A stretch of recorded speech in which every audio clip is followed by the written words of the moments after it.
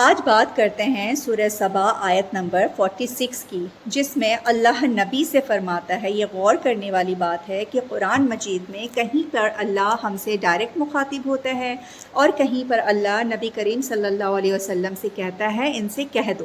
تو اللہ کہہ رہا ہے اس آیت میں کہ اے نبی ان سے کہہ دو، صرف ایک بات کی میں تم سب کو نصیحت کرتا ہوں۔ کس بات کی نصیحت ہے اللہ؟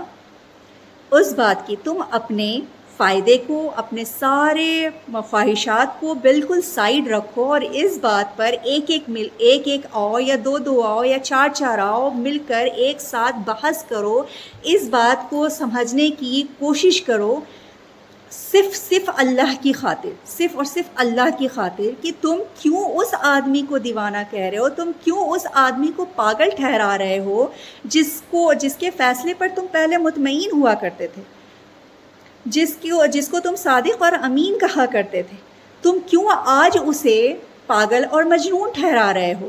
کیوں؟ کیونکہ صرف وہ اس حق کا دعوت لے کر آیا ہے، اس حق کو ہمارے پاس اور آپ کے پاس پہنچا رہا ہے۔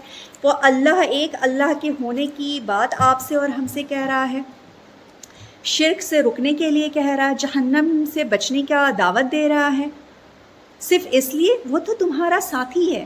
اللہ نے وہاں پہ بتایا ہے تمہارے بیچ اٹھنے بیٹھنے کھانے پینے رہنے والا زندگی گزارنے والا، جس کے فیصلوں پر تم مطمئن ہوا کرتے تھے، آج تم ہی انہیں پاگل اور مجنون ٹھہرا رہے ہو۔ کیوں؟ سوچو تو صحیح، تدبر تو کرو، غور تو کرو۔